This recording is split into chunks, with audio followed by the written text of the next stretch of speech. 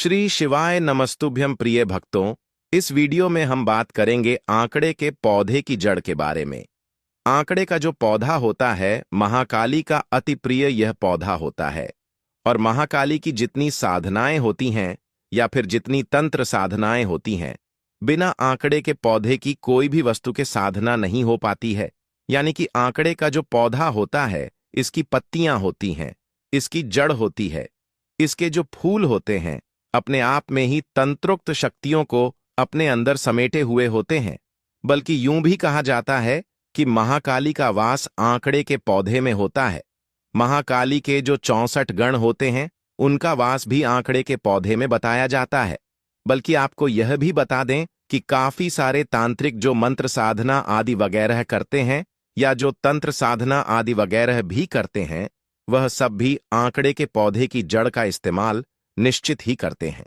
सामने वाले को सम्मोहन करने के लिए या फिर इसका तिलक अगर लगाया जाता है तो इससे वाक सिद्धि की भी प्राप्ति होती है।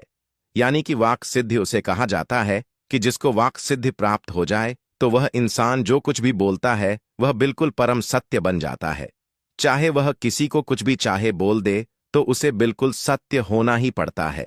तीनों जो देवियां होती हैं, माता लक्ष्मी सरस्वती, माता माम दुर्गा यानी कि महाकाली स्वरूप आंकड़े के पौधे में बसता है। लेकिन दोस्तों, आपको यह भी बता दें कि ऐसे ही इसका इस्तेमाल नहीं करना चाहिए, क्योंकि जैसा कि अभी हमने आपको बताया है कि आंकड़े के पौधे में तंत्रोक्त शक्तियां विराजमान होती हैं। इसी के आसपास 64 गण भी विराजमान होते हैं। तो इस वीडियो में हम आपको धन आकर्षण के लिए, सम्मोहन के लिए किस विधि का इस्तेमाल किया जाता है, कैसे आंकड़े के पौधे की जड़ का इस्तेमाल आपको करना है, इस वीडियो में बिल्कुल विस्तार से बताएंगे।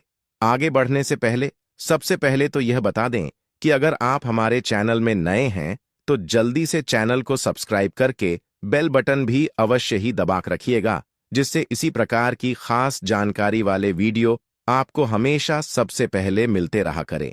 आपको यह भी बता दें कि इसी चैनल में हमेशा खास चीजें आपको बताई जाती हैं।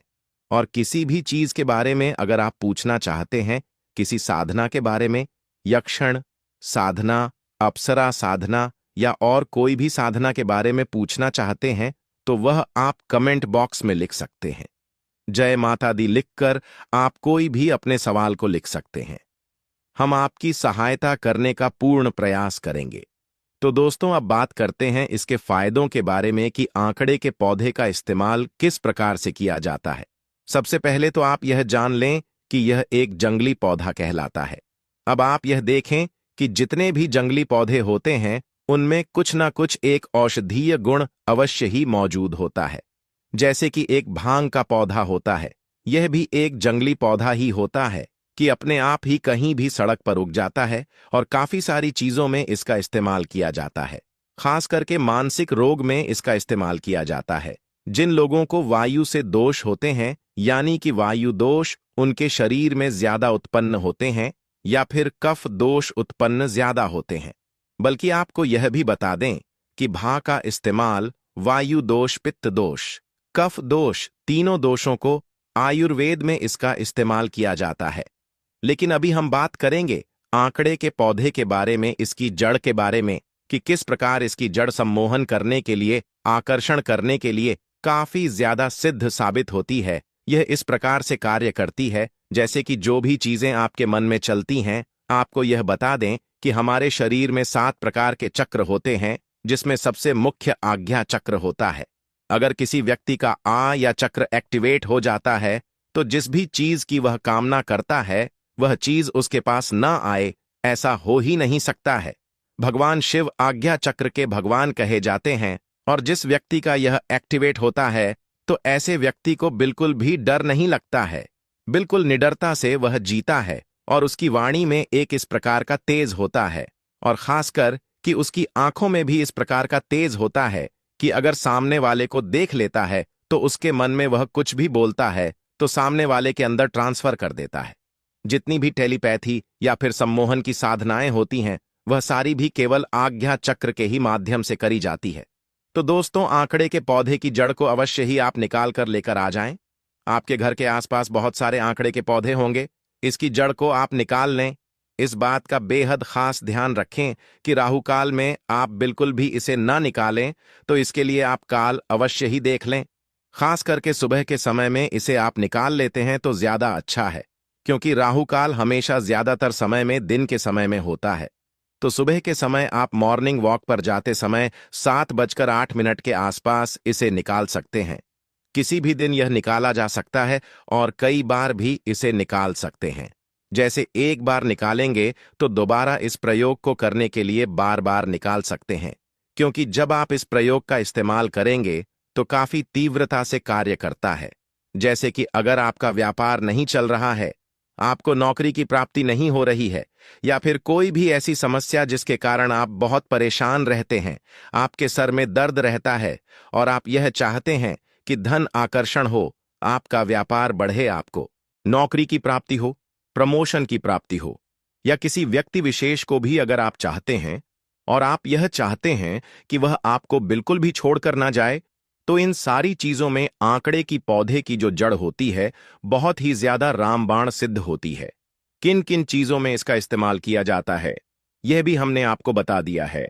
अब इसकी विधि के बारे में जान लेते हैं कि किस प्रकार इसका इस्तेमाल किया जाता है, कौन कौन सी विधि होती है। तो सबसे पहली बात आती है सम्मोहन के लिए। अगर धन आकर्षण करना चाहते हैं तो उसकी अलग विधि है।